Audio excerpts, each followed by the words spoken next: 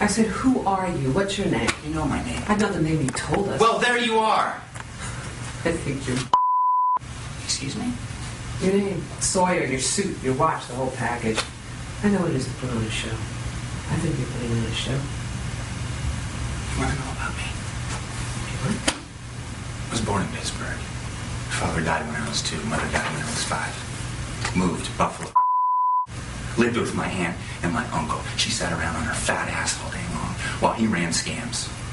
Pirating video, little legal tap action. Okay? So I watched him and you know what I learned? That people are stupid. Everybody thinks they can get something for nothing. Went to Salt Lake City. There's a party town. Spent 6 years building fake ATMs and putting them in malls. Cleared 80 grand before I finally got busted. By then, I'm like 24 years old. I met this girl. That didn't really work out. 30, Miami. Me and 3 other guys, we run a really good one. We're repping the Swiss bank, right? You're going to love this.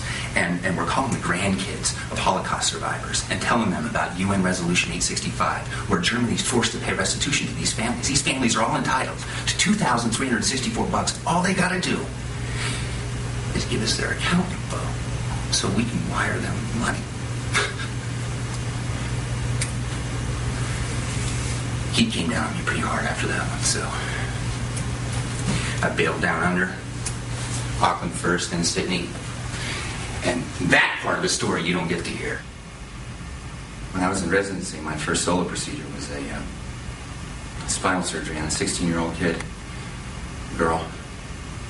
At the end, after 13 hours, I was closing her up, and I accidentally ripped her synovial sac. You know what that is? It's right at the base of the spine. It's where all the nerves come together. The membrane is thin as tissue.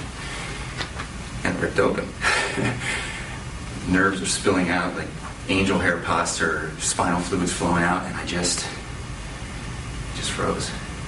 Because I knew if I didn't get those nerves back in that sac and sew it up, the last 13 hours were for nothing. She'd be paralyzed. And I had about a minute. And all the assistants are looking at me. I could feel their eyes on me. And the fear was just so crazy, so real. But I knew I had to deal with it. So I just made a choice. I just let the fear come in. Let it do its thing. Let it work on me. But only for 5 seconds. That's all I was going to get it. I started to count. I could feel it. Like a milkshake on a hot day.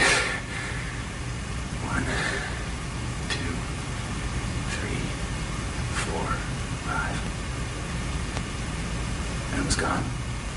I went back to work, sewed her up, and she was fine.